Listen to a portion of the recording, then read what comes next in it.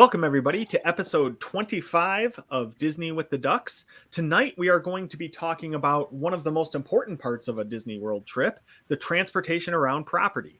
So we'll be talking about all things related to getting from point A to point B. And with us tonight to have this fun discussion, we've got Lonnie, Jodie, Jean, and Kevin. So good afternoon or good evening, everyone. I'm excited to talk about this. I think it's been it's a topic that there's been a lot going on the last couple of years at Disney, and it should be really fun to get into. But before we go through that, I think Jodie, you have kind of a question for the group, right? Absolutely. So we're talking about transportation tonight, which when I think about transportation, I immediately go to airplanes. So let's pretend you were given a ticket for a vacation package to anywhere in the world, and it had no maximum value on it. So I'm curious to learn from my fellow ducks, where would you exchange that voucher? Where would you go? So John, where would you take that ticket? Anywhere in the world. Go first. Okay. Yeah. I want to go to Africa. I don't know where. It's a huge continent, but like I think, what is it, Victoria Falls or something is there, like with the Devil's Pool and all that kind of stuff. I want to see all of that because I just want to go everywhere, and that's somewhere it's a continent I just haven't been to. So I would love to go somewhere, and I don't even know where, but take a safari and just go there. I guess that's maybe not the best answer, but that's what you get on 20 seconds notice. Awesome. So for transportation, you're on a plane, you're on maybe a safari Jeep ride, probably, maybe in a taxi or two. So there you go. There's some three modes of transportation. All right, Lonnie G. Woo, well, hate to steal John's thunder, but I think we've talked about it before. I would love to go to Africa. That's one of our destination trips that me and my wife talked about a lot. So I'll be joining John in Africa. Do you have I guess we can talk more about this another time, but do you have a specific place you want to go? Because that's my problem. I actually want to go on the Adventures by Disney South African adventure track. It's like 12 days, right? So yeah, I know Gene's laughing at me because I kind of told him about it before as well. But yeah, if you look at that, it has a safari, has a whole bunch of things. You can go on YouTube and watch some of those adventures as well. But it's South Africa, and basically it is just 12, depending on the one you get, 12 to 14 days of just traveling around Africa. That seems awesome. Mm-hmm. And it's probably quite affordable too if it's Adventures by Disney. Oh yeah, it is. I think last time I checked, it was right around $9,000 per person. Okay, well that's actually not as bad as I thought you were going to say. I thought it was going to be in the 20s. Does that include your airfare? No, does not include airfare. Oh, well, there you go. Okay. But I got this free airfare from the trip, right? The voucher, so I'm good to go. There you go. Yes, the voucher is included.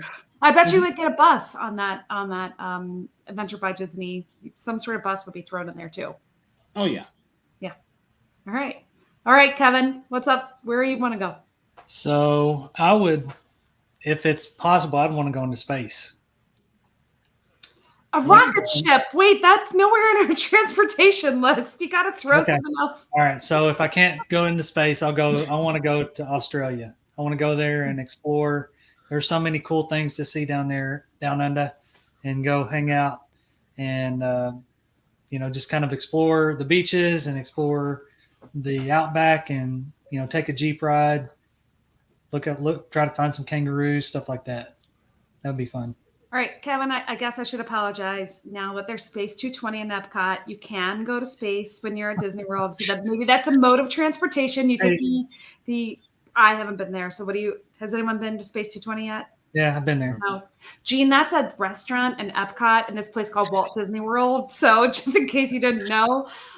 You're actually going to space. You actually go into space. So I don't know the mode of transportation that you take to get up to the Does it make your stomach feel the same as Mission Space? Because that's one of my favorite rides. We'll be sure to hand you a birth bag on the way up. So is all the food is it like astronaut food, like freeze dried? Because I don't want any part of that.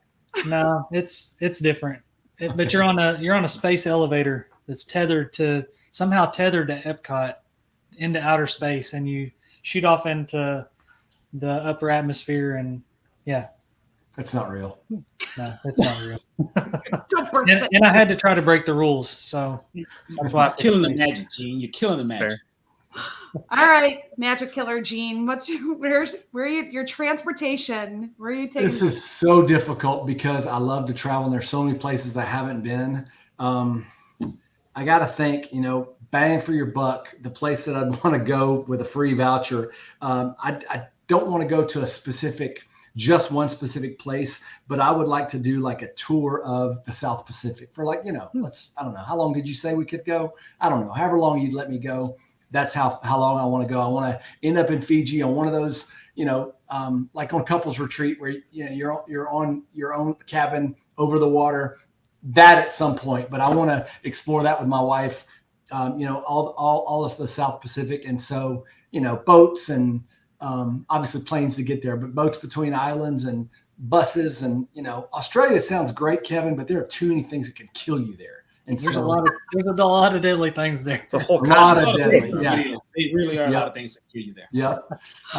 But I found out South America's got these massive killer otters, so I don't want to go there either. But the South Pacific, it's beautiful. I love the water. That's what I want to do. That's like a dream place for me. I'm not sure if there were Skyliners or gondolas on any of these adventures. Is that in anybody's trip so far? No. Okay. How about you, Jodie? Well, I've been obsessed with South Africa since I was a kid. My dad used to travel there and go to a bunch of wineries, and I think we were sharing stories earlier about famous people that we would want to meet, and alive or dead. And I've always loved Nelson Mandela. So South Africa's high on my list has always been. But my family's from Serbia, and so I'd love to go to Serbia too. So I don't know, maybe split my ticket somehow. So maybe world you're cheating as well. Huh. Well, I cheated too. I picked an entire continent for mine, so. Well, I didn't know we not could here to bring yell at you our for breaking the spouses. rules. I thought it was one ticket. So it's 2 tickets because that changes some things. Kevin wants to go to Final Frontier. I mean, it's I'm just gonna go everybody's to breaking the space, rules. and then I'm going to land in Australia. There you go. There you go. On a spaceship. Going on a ship on the biggest rocket ship to the sky, little Einstein. Yeah. You know that song, right? Oh my God. My 12-year-old was obsessed with that show when she was like 2. Magic School Bus. Oh, That's another one. gosh. All right. Well, that's fun. We got to learn a little bit about where everybody wants to take their travels in the future. So that was great. And how you get there is, Jodie, you mentioned a few times, right? You got to take a mode of transportation, just like at Disney World. You got to get from your hotel room to Magic Kingdom so you can go eat at Cinderella's Royal Table. You've got to take some type of mode of transportation. So I really, just as a quick overview, Disney has 6 modes of transportation that you can take anywhere on property. Well, we'll get into the details of that, I guess. But when you're on Disney World property, you can get from any 2 points with one of these modes of transportation. So you've got monorails. You can take those. Buses. You've got the Skyliner. We've got the minivans, which have recently come back. And you can walk anywhere on property as well. Not anywhere, I shouldn't say that, because there's a lot of areas that are highway and they don't want people walking. So I learned that trying to run around property there. So, on one of the visits. But so those are the main modes of transportation. Then you've also got to get from the airport to Disney. So I guess that's the first step of everyone's trip, is coming into town. So let's talk about Magical Express. Used to be there, was free. They loaded your bags up, moved them to your hotel room. It was an awesome system, especially with a large family. We're moving, 7 people. It's a lot of luggage to try to lug through the airport. So to have somebody else handle that, I loved it. But that's been replaced now. So now you've got the Mears Connect, I believe it's called.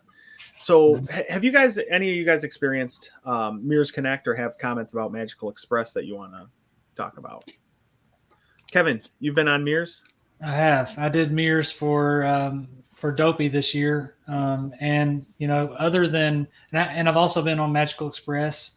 I know that there's been some, a little bit of negative things out there about it. I mean, it does cost money; it's not free. But for me, I was traveling alone. I had maybe 3 bags, and it was pretty seamless. I don't think I ever stopped walking. I think I got really lucky. I got off my plane and walked straight down into where you always go for Magical Express and walked right onto the bus and didn't have any issue. I mean, the only negative, I guess, is that it's not free for that trip. I'll probably try it again in this upcoming Dopey, but for me, it wasn't that big of a deal. So Kevin, I used it as well, and yeah, it wasn't free, but I was by myself for marathon weekend too, and it was completely seamless for me both directions. But in terms of cost, while it may not be free, it's not crazy expensive. When I looked at the cost of Uber from the airport, it was I think around $40 one way, where Mears Connect was 30 or maybe 35 round trip. Yeah. So that's not that bad to get from the airport to your hotel room. Compared to some of the other methods. But I do know a lot of people have had issues at the beginning, and hopefully now they've ironed out their process. And because it's the same buses, it's the same team really that was working there during the Magical Express days. I think that's where you really have to compare if you're single or if you're a family, because it's the price is per person. So that's where perhaps an Uber or a ride share service or even a private limo may be cheaper, oddly enough, than doing the Mears, because they charge you per person, whereas some of those other transportations is a flat fee, depending on, so with John, with your family, there's 7 of you, adding in all those people, that may be more expensive to take Mears than it would be to take something else. I mean, you'd have to really, the problem is now you have to spend time thinking about it. And it's one more thing to research, where before you just signed up for Magical Express, it was included. It wasn't an additional cost. They dropped you off. Maybe they stopped at 1 or 2 other resorts ahead of time, but they dropped you off at your resort, and that was the end of it. So now you have to spend a little bit more time to think it through. Yeah, and one other thing you got to sign up for and plan where you didn't have to do that before. Yeah. It's funny you mentioned it, Jodie, because Gene and I had a text conversation with one of our friends when he reached out to, and he kind of just put it out there. How should I get from the airport to the parks? That trip he has coming up. And Gene and I usually take an Uber, right, or a Lyft. We used to take Magical Express. When it went away, for us, it became easier just to do the Uber. And the reason why is because when you go to Disney, time is money, right? It just really is. When you hit the airport, something changes. Whereby before with Magical Express, to me, call it crazy, that was part of the whole Disney experience for me. When that went, you got on the bus, you're able to watch the cartoons. Like I said, it took your bags, it took everything. I didn't mind the extra stops. But now I want to go straight to my hotel, drop my bags off, check them, and then go wherever we have to go. It's via Disney Springs to the expo if it's a Run Disney event. So you're right, it is something to have to plan now. But I think with the whole Tragical Express or Magical Express going away, it changed the way I personally approach going to Disney. It just has. It's done it for me. So And like all I says, time is money. When you're going there, and it does cost more. But with Uber, it's on my time. And Magical Express, it took you longer to get there, to get to your hotel, wherever, to get a bazillion people loaded up. Whereas Uber, you get your bags, you call an Uber, you load up, you're there. When you're ready to leave, you don't have to leave the resort 5 hours before you're 2 hours before your flight. You don't have to leave at 4 o'clock in the morning for a 9 o'clock flight or whatever it is. You can leave in a reasonable time. And so for me, the $35 or whatever, $50, whatever it costs, is worth it to be able to sleep a little bit longer, to be able to get to your resort a little bit sooner. I like being on my time. Yeah. And Jodie, I mean, we talked about cruises and things of that nature as well. And I find the Magical Express piece is still around for the cruise when you get to the port, right? So if you're leaving your hotel, your resort, and you're going over to the port, you can get on Magical Express. And to Gene's point, we had to, I guess they picked up our luggage at 7, and we were supposed to meet the person at like 7:30 to get on I don't think they call it Magical Express now. It's just, cruise transportation and whatever. But even there, like I said, you get on there and they're showing the videos. This is completely different, right? So I didn't mind getting there that much earlier.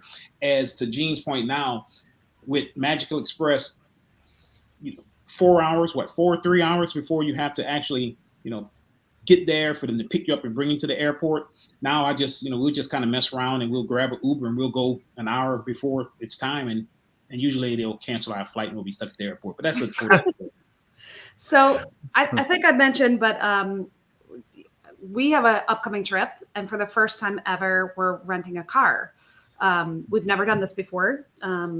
We always have taken Magical Express because it's been included, but we're doing a triple stay this time. We're going, Jean, you'll be excited. Our first couple of nights, we're going over to other place to see the magical world of flying wizards and witches.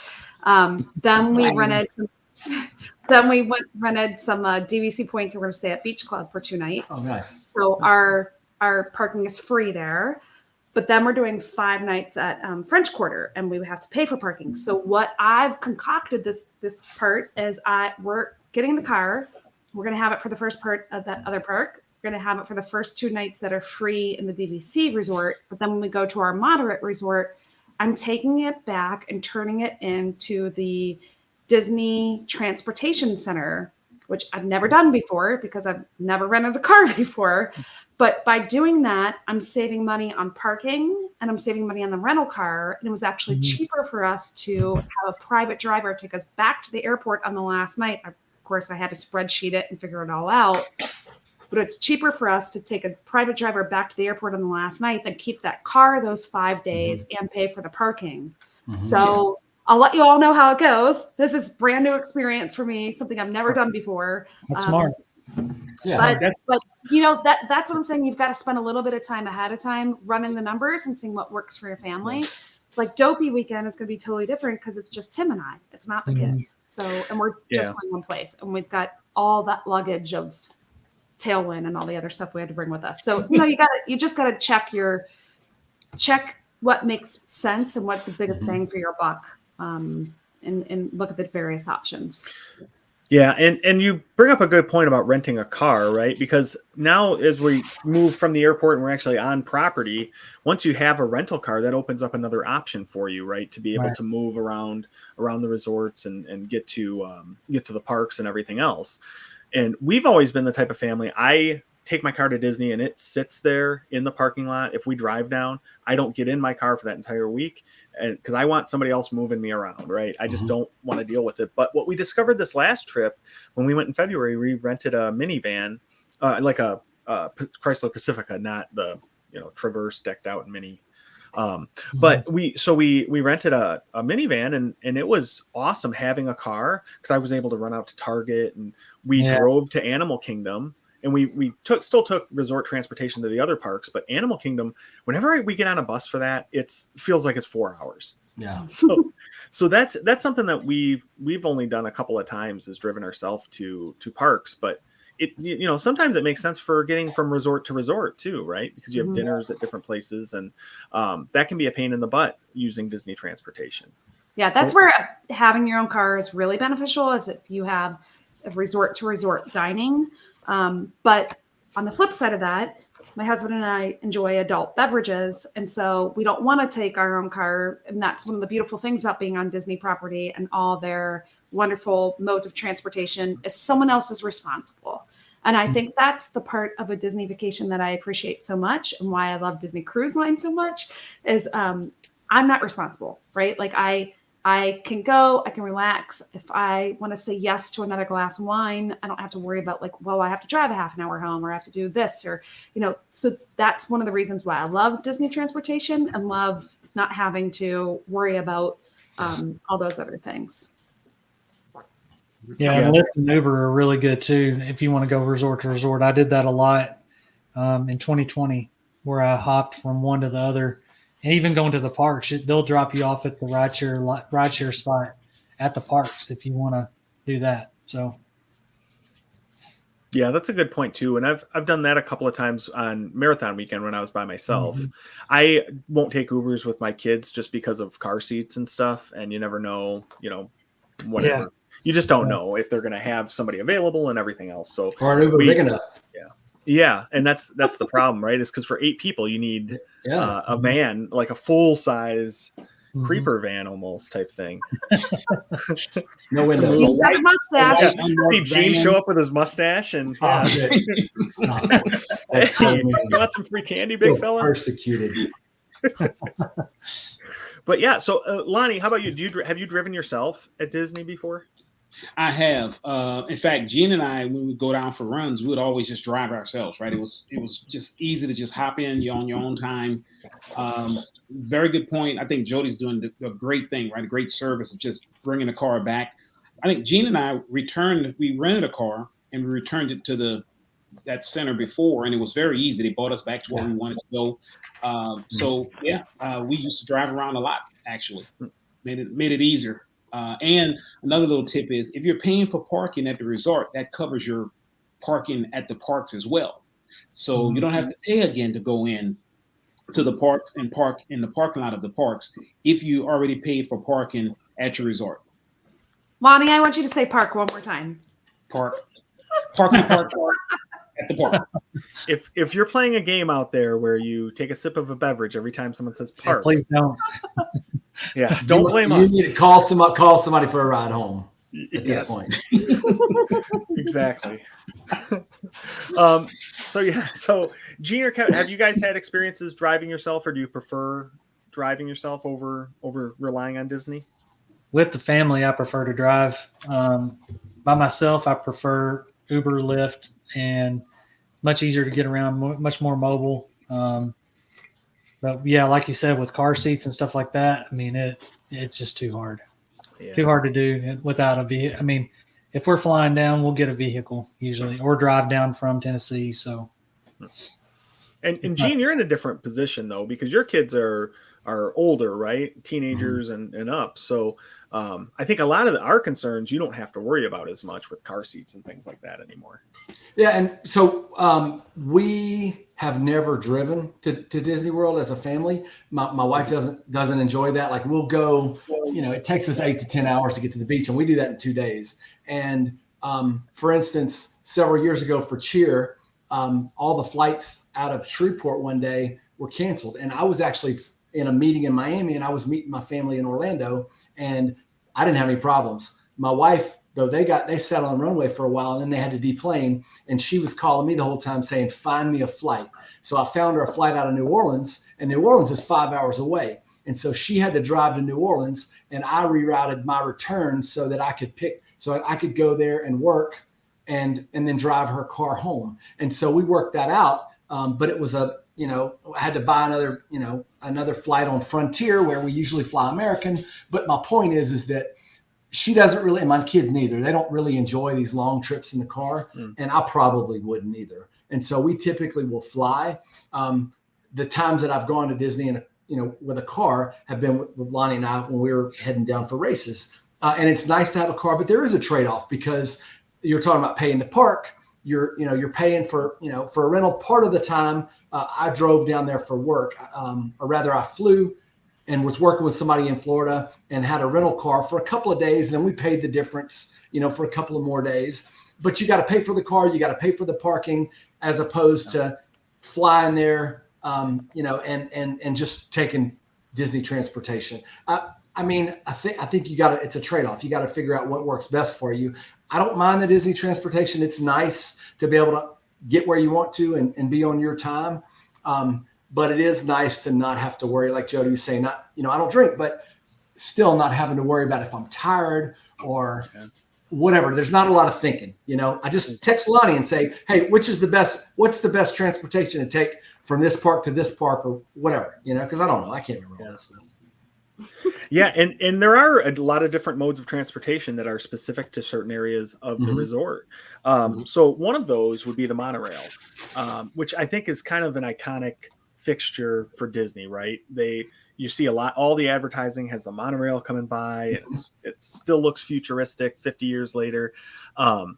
So with the monorail, though, really you're limited to, you've got Epcot and Magic Kingdom and the monorail resorts. And that's really about it, right? You can't take the monorail from the Polynesian to Animal Kingdom. You can go to Poly, Contemporary, Bay Lake, Grand Floridian. Am I missing anything? Yeah, Ticket and Transportation Center. Yeah, the TTC and then out to Epcot. Yeah, or, that's your option really if you're staying at the Magic Kingdom, or if you're staying at one of those Magic Kingdom resorts, but not for anybody else on property. So what are the thoughts on the monorail? Pros and cons.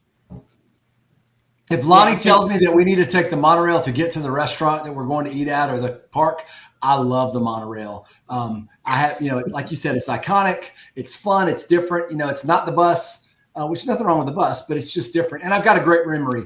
As a family, we took a trip with 2 other families, and from several cars down, this lady was just madly waving at us. And it turns out she was another lady who'd been with our big group when we went to China to go get our children. And so that was just kind of cool. We happened to run into this lady. She's from Cincinnati. Do y'all, those Ohio people, y'all know her? Her name is but that's just a cool thing. I always love it. I don't always get to ride the monorail, just depending on what we have going on. But it's a cool mode of transportation. Like you said, it's iconic. I love just doing it. It's just a fun thing for me. Yeah. A pro like Gene, I just think, that's just, when you think about Disney, to your point, John, you think about, that monorail going through the Contemporary, right? And when we're running any race and the monorail passed by us and we're running by it and it honks its horn, everybody gets fired up, right? That's, to me, just it signifies Disney, right? So that's an awesome pro right there in itself. Yeah, I love the monorail for all the reasons that you said. It's and one of the benefits of staying on one of the monorail resorts is that you go through, at least at Poly, you go through security before you get on the monorail. So then you don't have to do it when you get into the park. I can't remember if it's every stop. I guess it would be. I don't know. I'm just remembering Poly from last time, but so that's really nice. It's also it's not as big as the bus. Like, it's as long as the buses, but the compartments are smaller. So you're not with, 60 people. You're kind of more with like 12 people. And people tend to be pretty friendly and talking back and forth. But there is that monorail smell. That's what I was going to mention. So that's maybe the con of the monorail. It does have that little funky. It could use some Febreze. Yeah, it's got to be the humidity, right? And they've got carpeting on the wall. It might not have been the best choice for them design. Yeah. Could use a air freshener. But Kevin, I'm really interested to hear kind of some of your thoughts on the monorail, given your background and what you do for a living. Yeah, so my background, I'm a transportation engineer by trade. That's what I went to school for. So this is kind of one of the things that I enjoy a lot about Disney is the transportation options and to see kind of how they connect everything together. Monorail is one that's, I feel could be an easily expanded thing. I don't know that it would have to be, a elevated rail system. I think a light rail system would serve Disney really well with it being the size that it is. Instead of putting a bunch more buses on the road, it'd be more, definitely more easy on the environment, not as much, buses burning gas. So, but with the monorail, the way I look at it is monorail is more like an interstate. The bus is more like a local street. So you got a balance between mobility and access. So when you're on the interstate, you can only stop at the exits. When you're on a local street, you can pull in every driveway. So Disney's kind of the same way. You just kind of have to understand the different modes are almost like the different roads. So knowing that from the airport, you take a bus, and from there, just kind of understanding how all the different transportation systems are interlinked to one another, and finding that. Now, some of those are options, such as you get to the TTC and you're going to Magic Kingdom, you can look at the line for the monorail. Sometimes the monorail is not quite as fast as the ferry. Sometimes the ferry's faster. So just you get a gut check of that when you get to the park in the morning. And then others that, being able to get dropped off by an Uber sometimes can get you there. As you said, when you're on Disney time, it's money. So, understanding the different options, knowing that there's not always only one option to get where you want to go. Sometimes using your feet is the fastest. So like if you're at the Poly and you want to do a morning walk, you can walk straight up. So, I mean, it's really a big exercise in mode choice. And that's kind of a big transportation term of knowing whenever you get somewhere, understanding the different options and using that to help plan out your trip. So Yeah, and I think that's something that people aren't prepared for a lot of times on That's those right. first trip or two, because you're just not aware of how massive it is. And you really, you mentioned like interstates and roads. Disney Right. is full of both of those things, right? That's And I right. mean, it's a fully functioning city. It is. So it's I- tough to learn the ins and outs. I mean, it would be like going to New York and trying to understand the subway system your first time. Well, and I think the bigger cities that have those systems, I think they do a really good job. I mean, if you go to DC or New York or Boston or any city that has a very well-oiled machine as far as public transportation, there are good ways to figure out how to get from point A to point B without necessarily digging online or looking for a map. I think Disney could improve on that. That's something that one of my dream jobs is to do that for Disney. I think working some of that logistics out and making it part of the app, where the app can be smart enough to tell you, okay, your best option is to use this mode combined with this mode, kind of like Google Maps works, where it'll show you the options of walking, biking, public transit, or vehicle. Yeah. Disney could learn from that. That would be great if you're on property and you're, say, at the Polynesian and you want to get to Flying Fish, having something say, yeah, this is the best route to take. Right. But then, Kevin, something else you mentioned in there that I had completely forgot about in the intro was boats. There are some pretty cool boat rides you could take with the ferry over to Magic Kingdom. You've got what are they called? Friendship boats from Hollywood Studios that go through the beach club boardwalk areas and then over to the Epcot. International Gateway there. Yeah. So boats are a really cool one. And then even on the Sassagoula River, you've got the ferry boat going through Port Orleans, Riverside, French Quarter, and Disney Springs. And that's a really fun. I think, for me, it's more of like if we have time and we want to really take in our surroundings, I'll try to take that boat, one of those boats. But I mean, yeah. So what are your thoughts on Gene? I guess what are your thoughts on the boating system around Disney? I've been on boats before, but it's not extensively, And so I think it's one of those things that if it works out, I mean, I love being on the water. I think it's a neat experience because I don't do it a lot, and so I want to do it whenever I can. But it's not always the most practical way to get from one place to the other. Yeah. Like I said, I've had situations where the boat has been quicker. If there's an issue that you know about on one of the roads going from point A to point B, hopping on a boat can get you there quicker sometimes. So keeping an eye on that before you make your choice, I think is a good practice.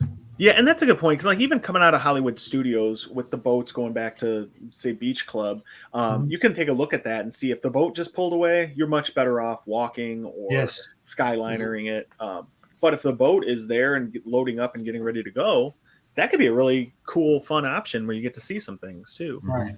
Yeah. Yeah, one of my favorite. You're outside of Boardwalk, and the boat's right there. I mean, and you take it to Hollywood Studios. To your point, I mean, it's perfect, right? You see it, so you know when it's loading up. You know when it's not. You just hop on it, and you're there. It makes a stop at Swan and Dolphin, and then right there you have the studios, right? And how it drops you off. It just doesn't drop you off at a pinch point, right? Because you're coming in, but you're coming in kind of like a different direction from where the boats and from where the Skyliners and regular transportation drop you off at, right? So if you're coming there, you're coming from a different way and usually get into the park quicker. That's right. I don't know what transportation engineer lingo sounds like, but pinch point sounds like one of those things that a transportation engineer might say, like a pro would say, right? Yeah. I don't know, Lonnie. Props to you, bro. You get points for that, Lonnie. Thank you. All right, Jodie, you were going to say something? Okay. Yeah, one of my favorite boat rides ever is the boat from Magic Kingdom over to Wilderness Lodge. We had the benefit of staying there in December one year, and just that calm boat ride back to Wilderness Lodge, because that is technically close to the Magic Kingdom, but it's not on the monorail loop, so you can only bus it or take the boat. But one of the really cool things, and I guess they're doing this post-COVID, and I apologize if I'm sharing false information here, but my kids used to love to ask the bus drivers and the ferry boat drivers for transportation cards. They were little playing cards, and they would have facts about the boat or the bus or whatever, and they would have information. And the bus driver or the ferry boat driver or the boat driver, whomever, boat captain, pardon me, would have these little cards and they'd give them to the kids and they would collect them. And my kids just thought that was the coolest thing ever. So I don't know if they're still doing that, if that's back in play anymore, but hopefully if it comes back or it's back. But I do enjoy a good boat ride, in particular after long run race weekends. It's nice to go on a boat and put your feet up and chill a little bit. I think you all made fun of me a couple weeks ago when I mentioned that I took the boat and Epcot from Morocco over to Canada or whatever it was, but it was marathon weekend and I didn't have anything to do, and Tim was on a conference call and I was by myself, so I just took the boat because why not? But I know I could have walked it 10 times faster, but my feet were tired. So, but the boats are pretty cool. They're pretty cool. Hey, those boat captains, do you think they like to be called skipper? I'm gonna try that. I'm gonna try that next time and see what kind of like. Thanks, Skipper. I'd say it as you're leaving, though, not as you're getting. Definitely. Yeah, once you're on the water, those guys I think have full autonomy over you. Yeah, so. swimming is another mode you don't want to use at Disney. No, not in the stand. There's like there's special laws, special regulations when you're on the water. So I don't want to give that guy too much power. No. Especially in Epcot, because isn't it international waters? If you're that's where I was going with that. Nice. Yeah, there's no rules there then. That guy can throw you overboard. All right, so we've talked a lot about buses kind of in some of our other answers and everything, right? Bus seems to be the most common form of transportation. Every Disney resort provides bus service to the parks and to Disney Springs. So, that's always available to you as a Disney guest. Part of, I think, to me, the limitation on the buses, I wish they had a little bit more either between parks or which I think they did in the past at some point, but then stopped it. Or, finding your way between certain resorts, even just like Crescent Lake area to Magic Kingdom area, or Echo Lake. We're going to different areas of the resort for dinners and things like that is always difficult. You have to go on a bus to a park, take a bus from that park to the resort you're going to. I mean, that could be like a 2-hour long ordeal, right? So buses, though, Kevin, you mentioned earlier, right? They're the most flexible. They can make frequent stops and that type of thing. So it's a more, to me, it seems like a much more efficient way of moving people. But Lonnie, what are your thoughts on buses? I think you make some good points. Buses seems to be one of the things that you can always kind of count on, right? So you can get to basically, any park from any resort. You also can get to Disney Springs. However, one of the cons is sometimes you have to wait. And I think at some of the resorts, they do have the monitors up so you can kind of see times that it's coming through. But still, those things could be off as well. And post-COVID, right now, when I went in May, they were stacking people on those buses. I mean, so I stayed in Animal Kingdom Lodge, and there are times when we were going back and literally they had, wall-to-wall people, everybody standing up. And to your point earlier, that's a long bus ride, right, to get back there. But I will say this, and I want to give just a little quick story to tell you about the flexibility of buses. So on my trip in May, we're at the boardwalk, hanging out, eating some pizza, and a storm came in, and it was just raining cats and dogs, right? It was monsooning. So, of course, one of the things about the pandemonium. Cats and dogs living together, total chaos. You're right, Gene. Pandemonium, right? What Ghostbusters are. We're at Boardwalk. Yeah. So how can we get back to Animal Kingdom Lodge from Boardwalk? Well, you can't go from resort to resort on the buses, right? You can't. The buses will bring you to a park, and from a park back to your resort, but you can't go that way, right? This is about 8:30. So I told my wife, I said, okay, it's raining, it's bad. Let's hop on this bus. We'll catch this bus over to Animal Kingdom, and then that'll be a shorter bus ride to get to Animal Kingdom Lodge, where I get on the bus and the guy says, where you going? And I say, oh, we're going to Animal Kingdom, right? And he's like, well, the park's closed. And I was like, well, actually, man, we know it's closed, but just get us there because we'll be closer to our resort. We're actually staying in Animal Kingdom Lodge. This bus driver said, and it's just us on the bus, I'll take you there. He says, I'm off, I'll take you. And he actually brought us over from Boardwalk to Animal Kingdom Lodge. and dropped us off right out front, right under the little walkway. Still was raining cats and dogs. I had to give him a cast compliment for that. But it goes to show you the flexibility. That's somebody went above and beyond.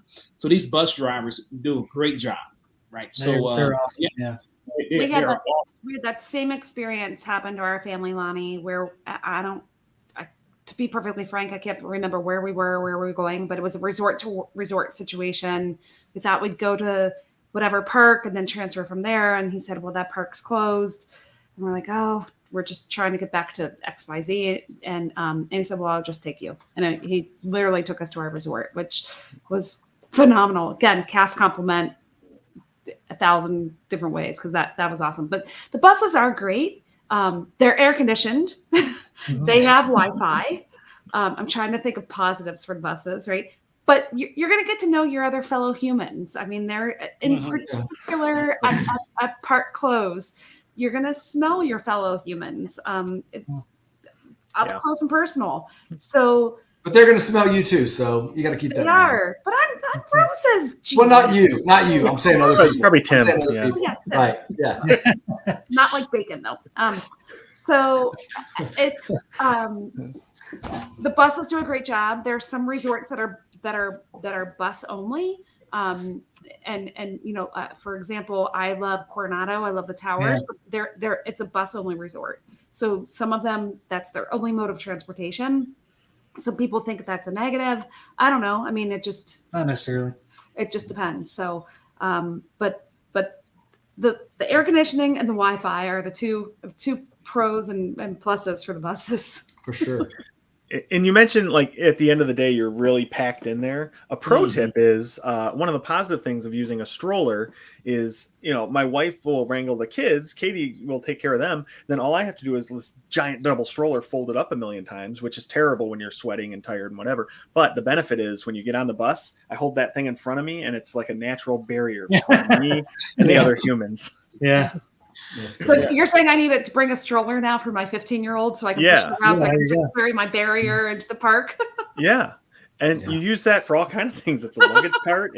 But on the bus, it comes in handy because I can just stand in the corner. I got my giant stroller and I'm boxing out with my stroller on the bus. Exactly. And I get a quick exit off the thing. For some reason, I just see a picture of John, like Gandalf at the bridge, saying, "You shall not pass." The stroller. Yeah, it's great. So, I thought we couldn't talk about other franchises. Oh, I'm sorry. I'll take a French next week. I didn't say the name of the franchise. I just said it was Gandalf. Oh, okay. And I didn't almost say it was said the Gandalf the Great or not. I didn't say that either. So it could be a different Gandalf completely. Could be. I mean, Gandalf is a common name. Disney Gandalf. Yeah. Oh boy. Okay. Well, speaking of transportation, this train is going off the tracks. It's the best though. Okay.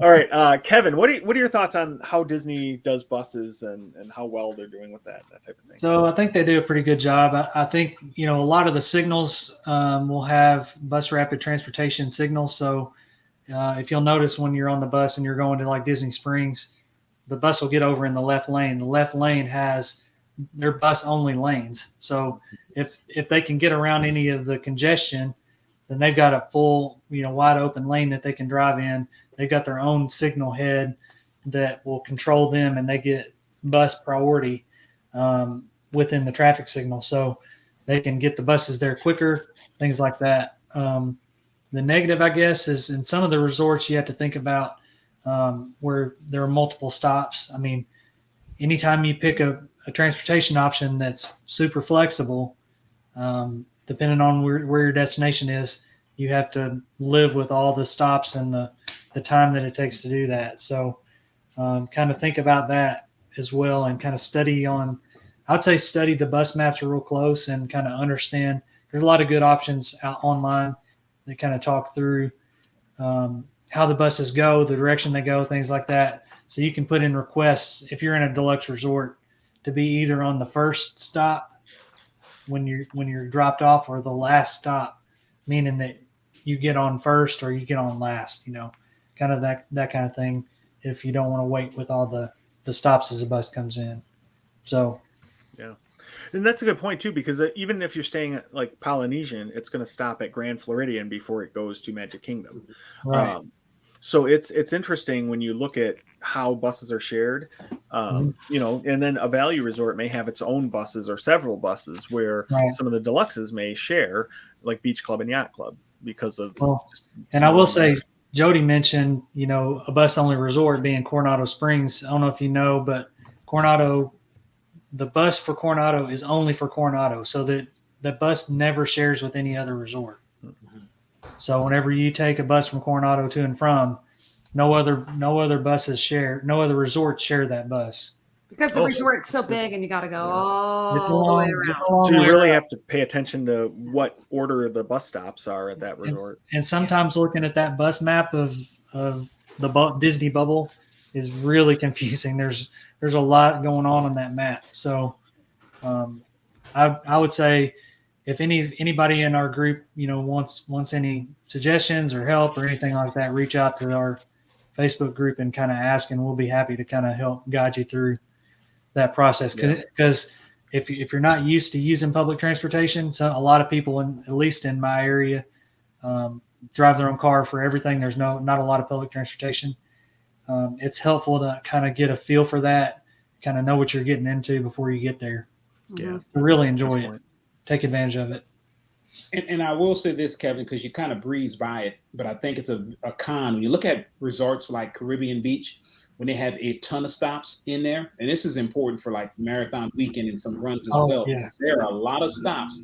And sometimes you'll get there and you can't get on the bus, right? Even though they're stacking you in, if you're like the fourth stop along that route, then you're not getting on there, right?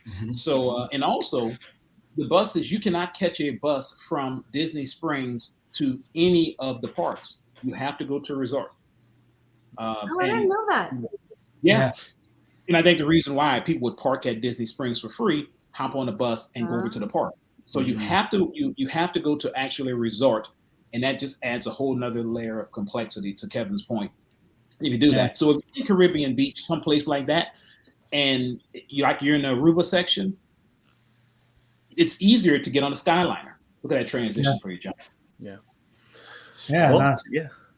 There we go. That's a perfect segue into talking about my personal favorite mode of transportation. That's my favorite too. I love it. The Skyliner is the best. It is such a fun way to travel. I mean, you go up in the air, you see a lot of the property, you get awesome views. I mean, when you're coming into Riviera, you're going over what's a Caribbean Beach resort. You're seeing the Riviera. You can see Epcot off in the distance.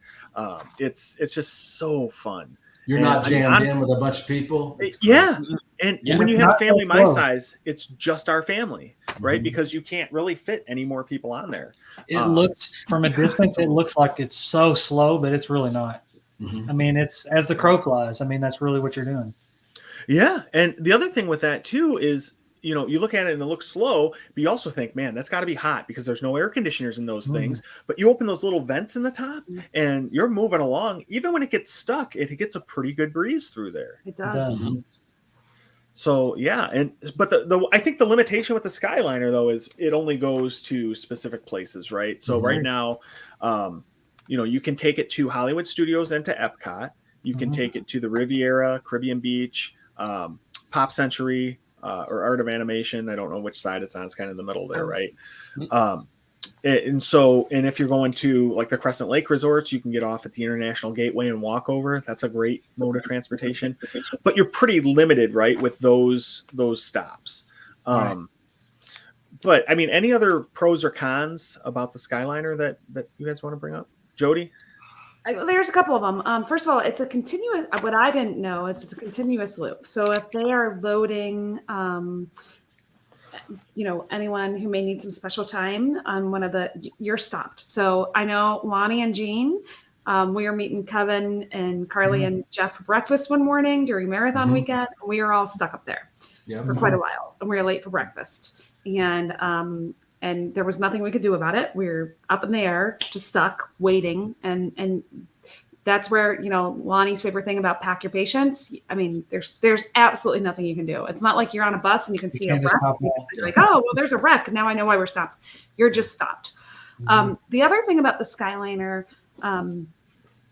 So for the resorts that it offers that the Skyliner transportation, you are required to take the Skyliner. So for example, if you are at Pop Century and you want to go to Epcot or Hollywood Studios, that is your choice. And Yeah. some people have a fear of heights and they're not Yeah. comfortable with the gondola, Skyliner type of transportation. Well, that you have to like that. They're not offering a bus service. Mhm. So that is something to keep in mind. And I think a lot of people didn't know that or anticipate that. I love the Skyliner. I think it's great. I enjoy just taking it for a ride, just to go from one to another. You're coming in hot. That landing every time, even though I know it's coming, I'm like, oh my gosh, we're gonna crash, but you don't. I think it's awesome, but I really hope that they expand that. Man, Lonnie, I hope they bring it out to Animal Kingdom Lodge. that would be so, that's crucial. They have to do It's that. quiet. It can't scare the animal. Like, there's no reason not to bring it out there. Man, that would be awesome. But Looking at it from my side, that's a no-brainer. yeah. There are a lot of rumors about that happening, Jodie. And like you, if it brings it out to Animal Kingdom Lodge, I think that would just elevate that. That's my favorite resort anyway, but it'll be like I wouldn't try to stay at any other DVCs. I would just stay there. Right. Yeah. Game changer. Home resort, and It is absolutely a game changer. Yeah. Yeah, and that's why we haven't stayed at Animal Kingdom Lodge. It's just so far away from everything. And maybe if our kids were older and it was easier to get on and off of buses, I would be okay with it. But yeah, there's not really a good option from there. Mm-hmm. But yeah, Skyliner to Animal Kingdom Lodge would be awesome. So, Gene, what are your thoughts on the Skyliner? Do you have any additional pros or cons or thoughts? Yeah, growing up, I grew up in Southwest Louisiana, about 2 hours from Houston, and we spent. Every summer we went to Astroworld. It was at some point it became a Six Flags park, and they had a cable car is what they called it, that went from one side of the park to the other. And it was open air. I don't know how people didn't die. I don't know. But it was a small car. It was open air, like I said. And I just have so many great memories of that. And this is a little bit different, but it's the same in that it's the same type of transportation. And it's nostalgic for me. I think it's cool. I love the views. I love being up in the sky. It's easy. You don't have, you're not jammed in with a bunch of people. Look, we got delayed, like Jodie said. And you know me, I have an unhealthy relationship with food. And I was trying to get to some breakfast, you know what I'm saying? But it was still didn't mess it up for me. I still got my blueberry bacon pancakes that were amazing, and got to meet all these folks. But it's just a great mode of transportation. I want to take it any chance I get. It's funny, Gene. When we were there in May before the thunderstorm that came in on us, because when they lightnings, they shut them down, right? You don't want to be in a bucket in the air when it's lightning. But before the storms rolled in, my wife's like, I really want to ride that thing, and I was like, oh, it's fun, right? So let's do it. So that was our plan initially. We were gonna, after our pizza, hop on and just do the loop. And to your point, John, just like a ride, right? You can go from place to place, just stay on it, just ride that loop, right? Of course, you have to get off when you get to the Caribbean Beach transfer station, but still, it's just a real smooth ride. And to your point, with the vents open, you get nice circulation throughout, and I just really like it. It's my favorite mode of transportation. Mm-hmm. Yeah, it's so fun. I like, you guys say you just go on it as a ride and you get on it and go back and forth. My son and I did that and had a great time for over an hour one night. After Katie and the kids went to bed, me and him were up and like, yeah, let's go. And the guys let us ride it after they closed. Told us, all right, well, this is, if you're going to go there, you can't get back. I'm like, oh man, okay, well, we'll go on it tomorrow, buddy. And we started walking away and he's like, no, we'll just, he radioed ahead to the other guy and he's like, yeah, send him back. So we got to go after it closed. We're the only ones up there. It was so cool. So another cast member, transportation person that just going above and beyond and doing something fun to add a little, magic into somebody's day. I will also say those lines at the end of the night, they, in particular, Hollywood Studios, it looks so long, like you're going to be in line for 900 hours to get on the Skyliner. They gobble people up. That line goes and it goes fast, and it's moving. So unlike the bus where you get there and a bus goes and you have to wait, and you get there and a bus goes and you have to wait. That Skyliner is just constantly moving and taking people in. So if you see the line and you're thinking, oh my goodness, let's go ride the bus instead, don't get out of line. That Skyliner is gonna get you there. Yeah, it's quick because, like you say, it continuously moves. They rarely ever stop it. When they do have to stop to let someone on with a wheelchair or something, they pull that car off the main line. They load the person on that way and then introduce it back onto the main line. So there's really no delays unless there's a couple seconds here or there for something, but or like you said, Lonnie, a thunderstorm. But that's not a normal everyday thing. So. To me, it's a great mode of transportation. For sure. So another one that we have around property is, like minivans and Ubers. We talked Ubers earlier, right? Or Ubers or Lyfts and ride sharing. But minivans is kind of Disney's way of trying to get into the Uber business of point-to-point pickups and drop-offs. And it went away for a couple of years there, but it seems like now it's back. It is not a cheap option, but I mentioned a little bit earlier, for my family, it's worth it to get to a dinner or something because we know they have car seats available. We know they're going to get you relatively quickly and they know where they're going. So you're not going to have any issues there. One point we used it several times on a trip a few years ago, and we had the same driver 3 times, and she remembered what characters our kids liked. It was crazy. We got in, Katie and I are in the back, like whispering, like, we think it's the same lady from the other night. And she's like, hey, you're the one that liked Prince Eric, right? And like just stuff like that. And sure, you could have guessed some of those things, maybe by their clothes or whatever, but I really think she remembered us because it seemed like, she was interacting with our kids and everything. It was just so awesome. I knew Prince Eric was your favorite though. Well, me, yeah, obviously. No, I'm a big Thor fan. The muscles, right? Well, the nice thing about minivans is they are Disney cast members, unlike Uber and Lyft. So they're legit. They've been, they've gone through all the screening process. So you should feel comfortable with your children in there. We try to reserve Uber, Lyft, or I've never been on a minivan, but for resort to resort modes of transportation, just because they do cost extra money, and I'm already dishing out $1 gajillion for this trip anyway. So I try to not take them unless I'm going someplace that's maybe a little bit off the beaten path, or if I'm staying here at this resort and I'm having dinner at that resort. But the minivans are very classy, very nice. And again, the comfort level as a family, knowing that you've got a Disney cast member and you've got car seats, or they have the wheelchair services. They really, you're paying for a luxury service, but you're getting that Disney stamp on it. Hey, so you guys know I'm an expert. Obviously, I'm on this podcast. And so while I'm not taking a minivan, I'm very familiar with all the ins and outs, but some people that are listening might not be. And so explain like how you would get a minivan, how it works. Yeah. Just kind of a brief rundown, like I'm a 4-year-old. It actually goes through the Lyft. It actually goes through the Lyft app. So you use the Lyft app, you'll get like a code or something from Disney and use it through that app. And it's whatever credit card you have linked to it, that type of thing, you put in where you're going, hit I'm ready, and they'll send a car to you. So that's it. But it's very not cheap. I'll say it's a pretty pricey option. So that's Jodie, like you. We only use it for various situations where we're trying to get a dinner on time or something. Yeah. So I've never done it. So what is it? First, I guess, how many people? Like, is it a 7 passengers? Is it 6 passengers? Obviously, at least 8, right? Well, no, I've seen. We never used it with our new baby. Oh, okay. But I've seen them where they have Chevy Traverses, and then they also had Chevy Suburbans. So they'll have like 7-8 passenger vehicles. Okay. But yeah, before we had the baby, we fit in the Traverse one. They had enough car seats and everything. So is it different? Is it a different price depending on the time of day, where you're going, kind of things like that? Just like a standard Lyft would be different?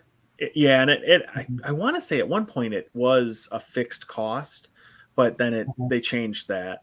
The last couple trips ago, they changed that. So yeah. Yeah, and Kevin, to your point though, with surge pricing, I'm hearing horror stories with Uber right now at Disney when $40, $50 to go basically, resort to resort at times during the surge pricing. So sometimes the minivan or mini service may be about the same, or if not a little cheaper, depending on the time of day. I bet it's not cheaper. I bet it's never cheaper. Well, you never know, man. I mean, you had somebody I think got online and they said it was $75 to go from Polynesian to where were they going? It was going to another resort. Don't say contemporary. I think it was Pop Century. It wasn't. It shouldn't have been that much, right? And I know at one point the mini service for that would have been $45. So I know people like to say that Disney's always going to be higher, but I'm just saying, take a look at it and check and see, because you may be surprised. Yeah. Then to Jodie's point, you have an actual cast member that know where they're going. They know if they've been there for a while, they've been trained, and also the minivan service will drop you off usually closer than what an Uber can get you or a regular Lyft, right? It is a Disney mode of transportation, so they'll bring you, like if you're going to Magic Kingdom, right up there to the front. Yeah, So, and that that knowing where they're going. I mean, we've had an Uber, a Lyft. I can't remember which one, but they were taking us off property, and Tim was like, "Dude, I think you." missed your turn. You missed where we're supposed to go. So, like he's following along on Waze, and he's like, I don't know where you're taking us, but turn around. So, did he take the cigarette out of his mouth and say, Tim, just sit back and let the magic happen? Yeah, exactly. That's a special kind of magic, let me tell you. Yeah. Oh boy. Oh, Okay. So one final, I think, mode of transportation on Disney property, you can walk a lot of different places. I think we talked about it a little bit earlier, but they opened up a walkway now from Grand Floridian over to the Magic Kingdom even, which makes it possible to walk all the way from Polynesian to Magic Kingdom. So now you've got all three of those resorts being walking to Magic Kingdom now, which is, to me, awesome, because I mean, I eat a lot at Disney. I need to burn some calories off. I know you're already going through 20,000 steps a day or whatever, but that extra mile walk, that lets me eat another taco or have another drink.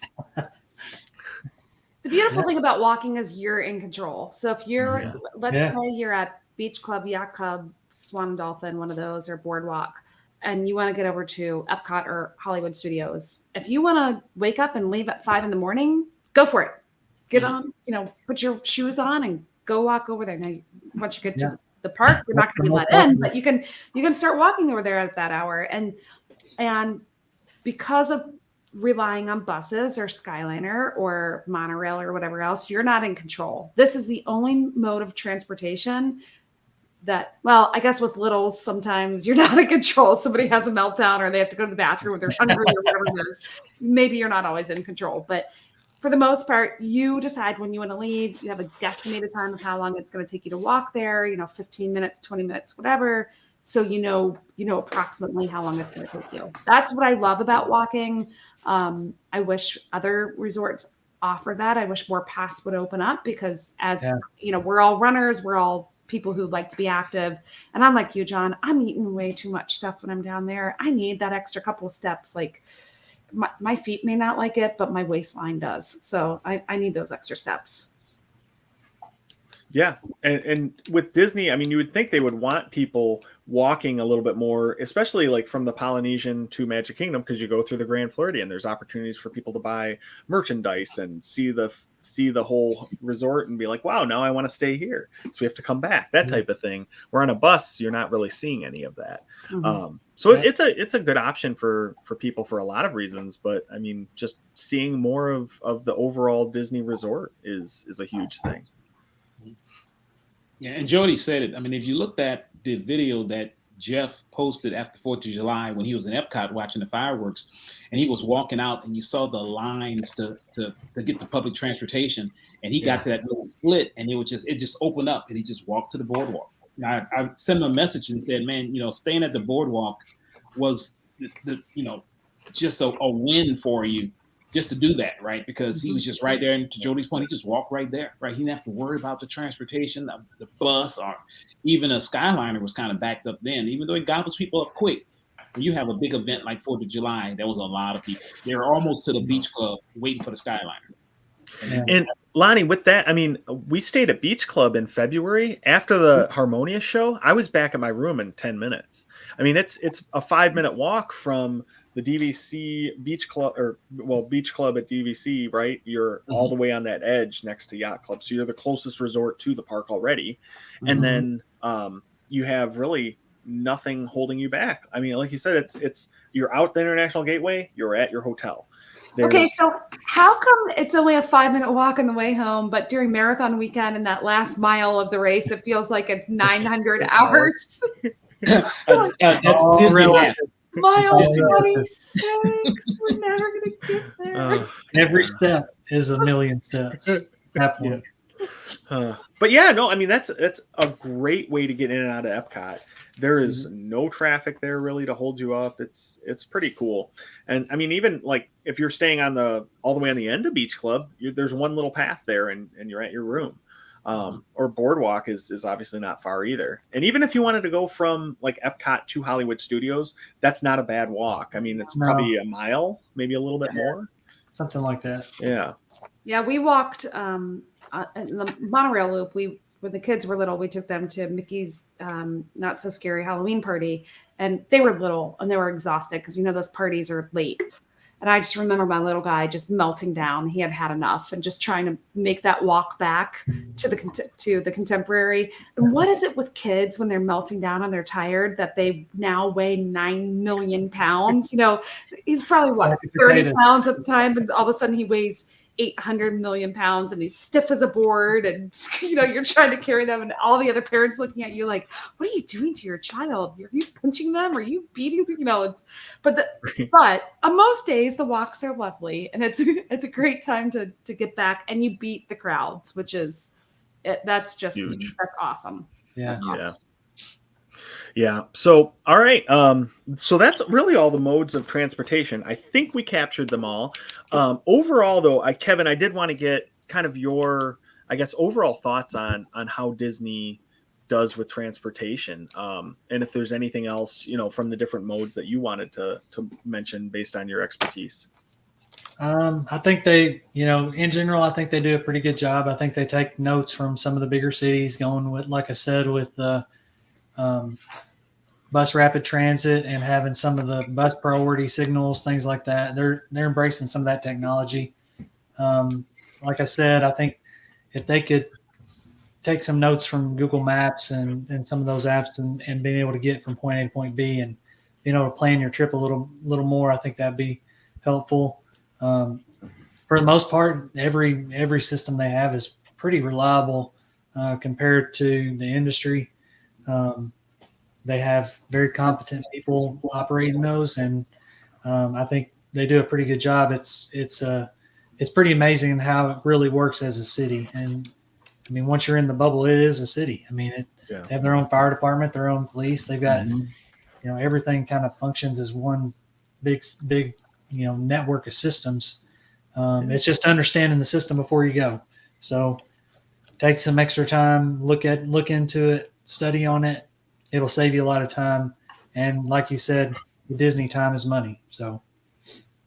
Yep, exactly. And that's the thing, right? Both to them and to you as a consumer. So they want to get you places, so you spend it, and you want to get places because, that money burns a hole in your pocket. Yeah. All right. Well, that was, I think, a really good discussion about some of the different options available and what modes of transportation you might want to take based on your situation or where you're going. Because like we said, it's a huge, huge place and it can be overwhelming. But if you, like Kevin said, study the bus maps, understand the different modes of transportation, where they go, you'll be all set and you'll get around to where you need to be when you want to be there. So yeah, I think that brings us now into our favorite segment of the show. Maybe everybody's, I'm not sure, but we'll move into quacking up with the ducks. So let's see. Kevin, you want to go with your joke first? I'll go first. Mine's a transportation one because I'm a geeky transportation guy. So Why couldn't the motorcycle stand up? Why? It was too tired. That is a good Morning. Oh boy. All right, Gene, what do you got for us? Yeah, man. So I was trying to think through what would be the best joke to tell y'all, and I was going to do a time traveling joke, but y'all didn't get it. You didn't like it. Oh boy. All right, Jodie. Do you have All a right, good mine joke? is also a transportation joke. So, what sort of public transportation do superheroes use? I don't know. Bus Lightyear.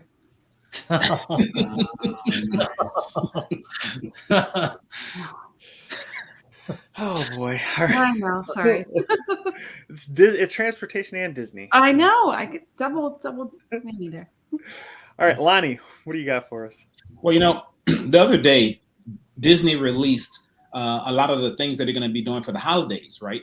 So I was looking at some of their holiday things that they were doing for Christmas, and then we all met through running, right? So I was thinking to myself, putting two of those things together, and I'm sitting down and I'm saying, you know what? If a runner gets athlete's feet, what does an elf get at Christmas?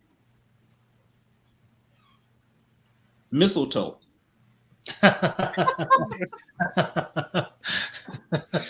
Astronauts get that too. Nobody talking to you. Oh, boy. All right. I've got a sort of a transportation one as well. Two fish are in a tank. One looks at the other and asks, "How do you drive this thing?"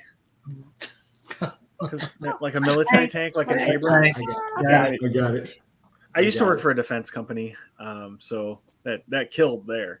Not doing so well here.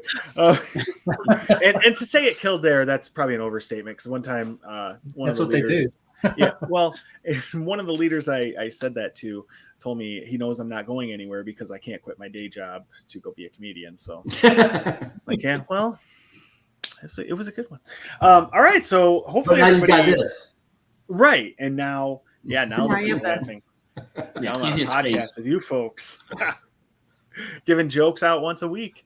Gosh, That's that right. is such a fun way to end our discussion this evening. So everybody, please remember, go out and join our Facebook group, Disney with the Ducks. We have a lot of really good discussions. If you have any questions about planning, about Run Disney events, about anything Disney related, go on there and you can ask. Yeah, transportation, and you can get some Got the expert expert. advice. Yeah, you'll have your own transportation subject matter expert in Kevin. Guru, So, even. yeah. Jedi. Probably. Oh, he's a Would you be a transportation Jedi level Jedi. transportation engineer? Would you be like I'm Yoda? gonna- yeah, for sure. I would love to be Yoda. That would be pretty cool. I'm not Okay. quite there yet. I've got another 800 years to go. 800 years. Well, you can. There's been a lot of advances in science. I think you can do it. All right. Well, for all of the co-hosts and everything, thank you guys for joining us tonight for this fun discussion. And yeah, Kwaharini. Who's the more foolish, the fool or the fool who follows him? Obi-Wan. All right, everyone. Good night. Good night, everybody. Bye, Good everybody. night.